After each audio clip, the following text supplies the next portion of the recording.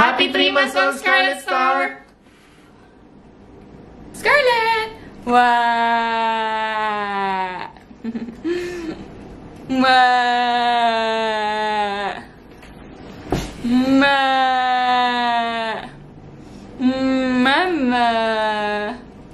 Napakabilis talaga ng panahon at 3 months old na nga itong aming baby girl na si Scarlet Star. Kakain nga lang kami sa labas para i-celebrate ng kanyang turning 3 months old. Hindi pa nga kami nakakaalis at napa-outfit change na nga ako agad dahil bigla siya nagpo at nagmana ka talaga sa tatay mo, Scarlet. Nakakatuwa talagang bihisa ng mga baby, lalo na baby girl ang anak mo. Ang cute nila, akala mo mala Barbie doll. Kakalabas nga lang namin at talagang tuwang-tuwa ako sa itsura ni Scarlet. Dahil minsan kung nga lang siya ayusan ng ganyan at buti na lang hindi na tinatanggal yung headband niya. Hindi pa nga kami masyado nakakalaw at panay na nga picture at video ko kay Scarlet kahit iisa lang naman ang post niya sa stroller. Mapupuno na nga yung storage ng cellphone ko at puro sa Scarlet lang naman laman ng gallery ko. Scarlet, hold. Hold it, hold. Then, bite. Ayun, yeah. Ba?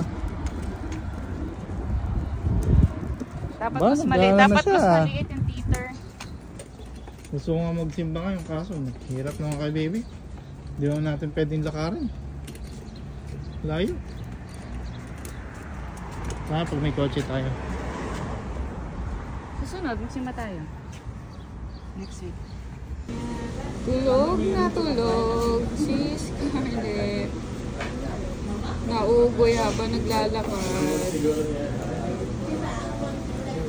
Walking distance nga lang yung Chinese restaurant na kinainan namin kahit na mainit yung araw, malamig naman yung hangin. Hindi ko alam kung bakit bigla kami nahili kumain ng mga Chinese food lately. Maliban sa mas cheaper price siya na $15 per food, ay madami din siyang serving na good for 3 to 4 person. Ang sarap-sarap nga ng tulog ni Scarlet dito dahil sa amin nga nakatutok yung fan kahit na naka-aircon na. Dumidilat-dilat nga si Scarlet dito at nakikiramdam kung saan na daw ba namin siya dinala dahil buong paglalakad namin natulog lang talaga siya. Sa sobrang sarap ng tulog ni Scarlet ay napasarap din ng kain si Mommy at Daddy. Huwag niyo napansinin na itsura ko dyan dahil nasa puwetan stage pa tayo at hindi na rin ako nakakapag-ayos talaga. Tamang lip gloss at powder lang, okay na sa akin yun. Alam niyo ba dito sa US na fork lang ang ginagamit nila madalas kapag kumakain unless mag-request ka ng spoon? Akala niyo ba yan lang ang food na in-order namin, but there's more. Umorder din kami ng deep fried codfish. Pinapili pa nga kami ng size kung small, medium, or large. Syempre pinili namin medium since dalawa kaming kakain. Hindi na nga kami nakatiis at nag-request na nga ako ng spoon dyan. Ang hirap kaya kumain ng fork lang ang gamit.